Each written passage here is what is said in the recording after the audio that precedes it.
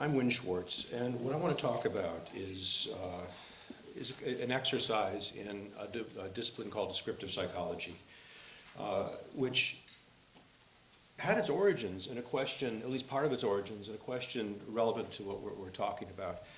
Sometime in the early 1960s, NASA asked Peter Osorio whether... There's an interesting question, which is, if green gas on the moon speaks to an astronaut, how do we know whether or not it's a person?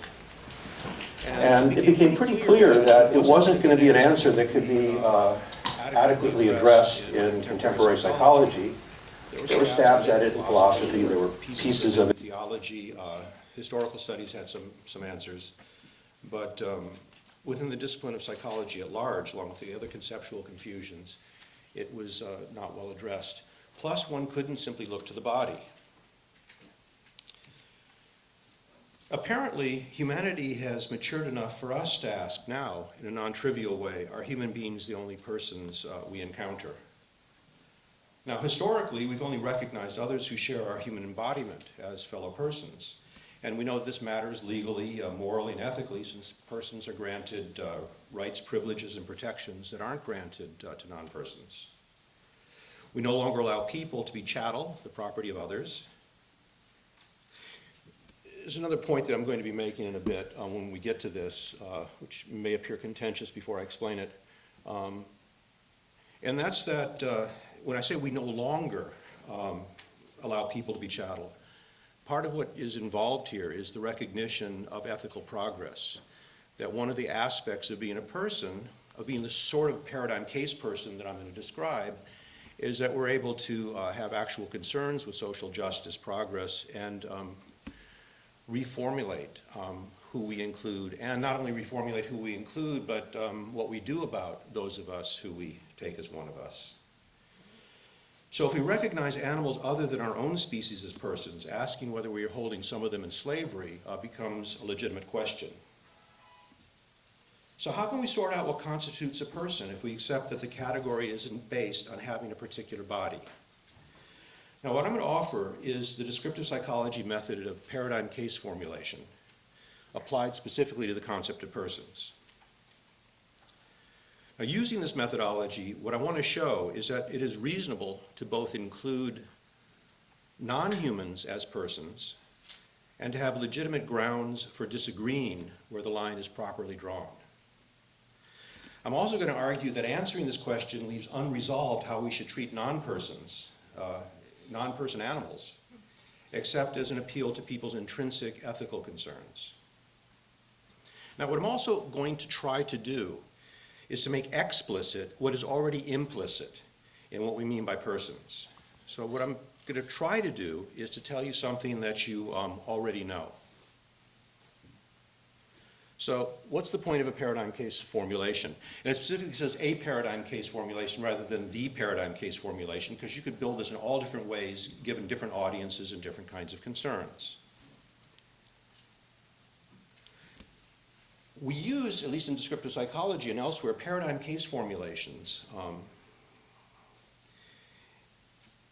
when it's desirable to achieve a common understanding of a subject matter, but where definitions prove too limiting, various, ambiguous, or impossible. I think that the concept of person poses this definitional problem. Finding a fully inclusive definition is a common conceptual dilemma. Consider how difficult it is to exactly define what is meant by the word family or the word share if we wish to achieve agreement on all possible examples of families and shares. Must all families have two parents of different genders plus their children? Must all chairs have four legs and a backrest? Now, what a paradigm case formulation should provide is, for competent users, a starting point of agreement, someplace where at least everybody can say, okay, that at least is within what I will accept as an example of the concept. So generally, the way to go about building a paradigm case is you look for the most complex case that you can imagine, an indubitable case, a primary or archetypal case. It should be a sort of, by God, if there was ever a case of X, then that's it. For example, Most would agree that a group of people living together, consisting of a married father and mother and their biological son and daughter, is a family.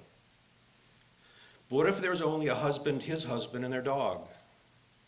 Or three best friends who live under one roof and make their significant decisions together? What elements must be present, and what can we change, add, or leave out and still meet what different people call a family?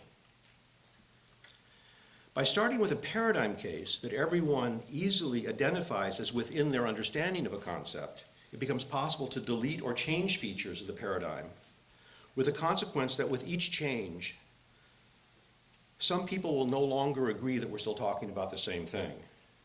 But because of the shared paradigm, one can point to where the line is drawn. One can point to where there is disagreement. So again, the point of this is you begin by having something that at least is within everybody's general understanding. Yeah, if you see something like that, we're going to call that a person. And then you begin to remove qualities. And as you remove qualities with each deletion, some of the audience will say, yeah, I'm still going to count that. And some of the audience are going to say, doesn't fly with me anymore. But because of having at least a full paradigm, you can point to where the disagreement lies. And so let me take us through this particular formulation, which is largely taken from the work of Peter Osorio from a recent volume called The Behavior of Persons. So I'm going to begin by saying a person is an individual who paradigmatically engages in. So the first point is it's an individual. I'm not claiming whether it's human, non-human, but if we begin by saying, if we insert an individual, a human, a member of Homo sapiens, well, at least we generally agree that most of us, pass muster under the person concept. Now, I'm going to focus this on engagement, on actions, on particular sets of behaviors, a kind of pragmatic post-Wittgensteinian position, given that I don't have access to what goes on inside of you. What I have access is to your social practices and what you do in the world. So a person is an individual who engages in deliberate action. Doesn't always engage in deliberate action, but is eligible to do so. Now, by deliberate action, I'm describing that as an intentional or goal-directed behavior in which the actor is both cognizant of what he, she, etc. is doing and chooses to do it. So for intentionality, for intentional action, I'm just using the general case that of goal-directed behavior, purposeful behavior, behavior that can be described as meaningful, a trying to get something. By deliberate action, I'm specifically referring to a case in which the actor is not only trying to get something, but is selecting what they're trying to get among alternatives. And that the actor knows that he is, or she is, it is doing it. A paradigmatic person also has the eligibility to engage in language. And by that, I'm not going to make a big deal of the description here, except to say that I'm describing something as language that involves deliberate, symbolic, verbal behavior. And we can substitute other things that are kind of equivalents. But we generally know what we mean amongst us when we're talking with each other. Now, the significance of these actions that a person performs reflects the person's perspectives or concerns, another way of getting at it, or motivations. Amongst the motivational categories that are intrinsic to the full case of personhood, at least as I'm going to argue, one involves the general case of hedonics, which is a concern or an interest in pleasure, pain, disgust, noxiousness. Another is prudence, self-interest, what it is to my advantage or disadvantage, and so on. And then two other categories, which I'm going to have some more specific things to say about, aesthetics and ethics. And by aesthetics, I mean the general notion of things that fit together, conceptually fit together. And this can occur in the artistic, intellectual, or social domains. The last category is ethics. And by this, I'm just going to generally describe that as a concern with right or wrong, fair or unfair, just or unjust, something that carries with it those sorts of duties or obligations. And then I'm going to add one other feature, which is somewhat more problematic, which is that the actions a person performs results in a dramaturgical pattern that results in intelligible through lines of significance, that a life tells a story. Not that I can necessarily tell the story, but that a life that is observed tells a story. So, a person is an individual whose history is paradigmatically a history of deliberate action in a dramaturgical pattern. Deliberate action is a form of behavior in which a person engages in an intentional or goal-directed action, is cognizant of that, and has chosen to do that. Now, it's very important that we not confuse deliberate action with what a person is always doing. Actually, as a psychoanalyst and a clinical psychologist, I've got a diagnosis for that. It's that a person is not always engaged in deliberate action, but we hold people, generally speaking, as eligible to do so. A human being is an individual who is both a person and a specimen of Homo sapiens. As deliberate actors, paradigm case persons, the full case that I want to argue, act on hedonic, prudent, aesthetic, and ethical reasons when selecting, choosing, or deciding on a course of action. Why these four? Simply that these are the ones that we know. There may be more. You know, if you can build a case for a conceptually separate family resemblance group than these, there's no reason why it shouldn't be included. So these four classifications are family resemblance groups. They're intrinsic or fundamental motivations in the sense that they provide reason enough to do something. They stand on their own. If you ask me why I did something and I say, well, I did it because it felt good, that stands on its own. You know, if you ask me, you know, why didn't I, you know, run across the road when the trucks are coming, because it's not in my best interest to get, you know, smashed by a truck.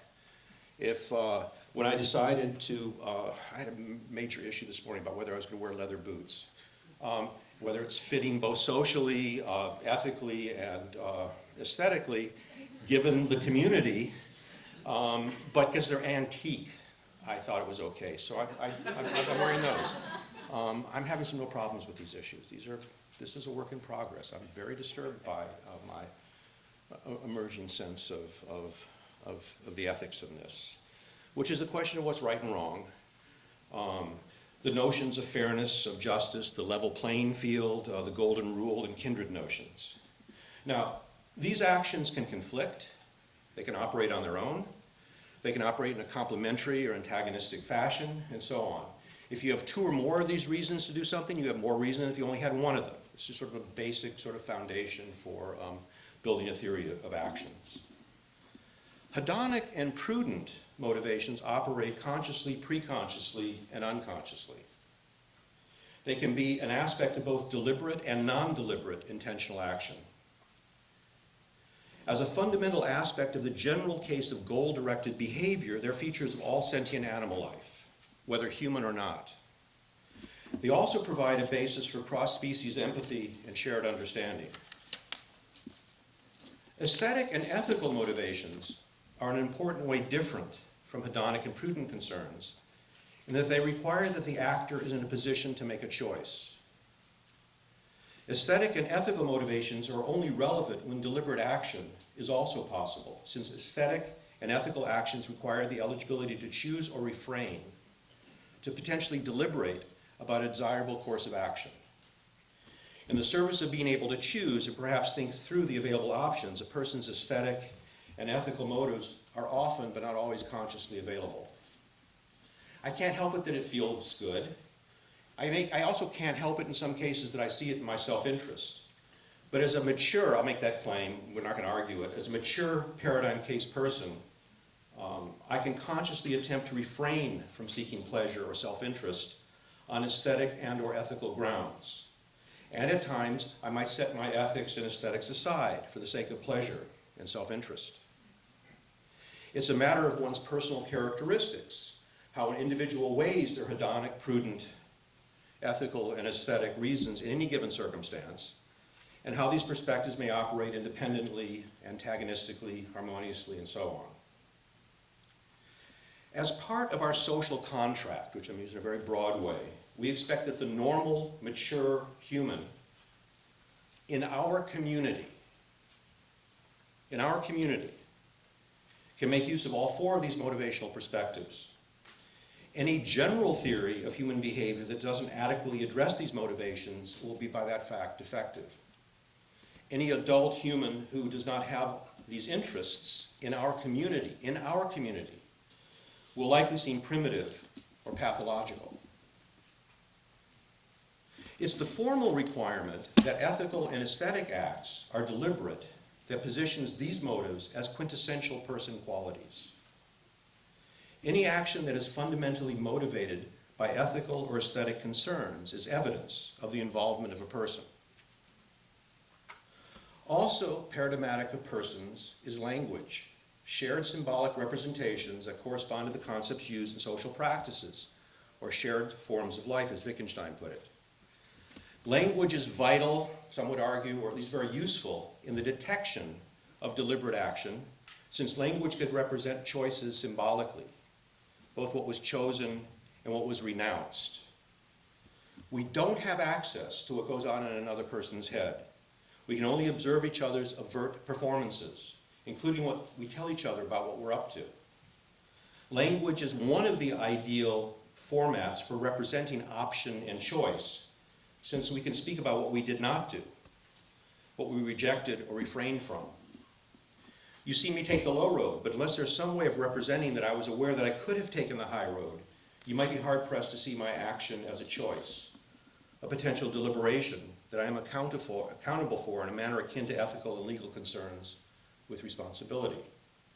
If I don't confess that I knew there was another way to go, I might not be found guilty as charged. But then again, I might. That life is lived in a dramaturgical pattern is to say that people's lives are potentially understandable. Their stories can be intelligibly told. Life consists of episodes of unfolding social practices. Actions have an ongoing significance, creating through lines that an observer can employ in recognizing behavior that is both in character and out of character. This is to say that people make sense and that their life course is not random, but is instead a meaningful unfolding of behavior in response to the circumstances of their worlds.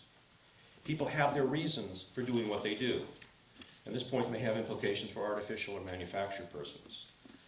The paradigm case formulation offered here allows for non-human persons, potential persons, nascent persons, manufactured persons, former persons, deficit case persons, and primitive persons. I'm not going to say anything about corporations. Must a person have an aesthetic and ethical perspective to count as a person? Must a person be linguistically competent? Or does the eligibility to engage in any sort of deliberate action enough? Clearly to me, my dog Banjo is a deliberate actor, but our conversations are pretty one-sided. He has, I'm sure, hedonic and prudent concerns. About his ethical and aesthetic motives, I'm not so sure, except that I might have a very hard time convincing myself or you. I think he understands affection and kindness similar to how I feel, but I wouldn't trust him with my lunch. I know he's an intentional actor, but I'm a bit unclear about the range of his deliberations. Still, I'm certain that he's a family member, and he's need to be treated as such. About the cetacea, the elephants, the other primates, some owls and parrots, I suspect they fill out most of the paradigm case. To the extent they are not domesticated, and this is another key point, or enslaved, they don't talk with us.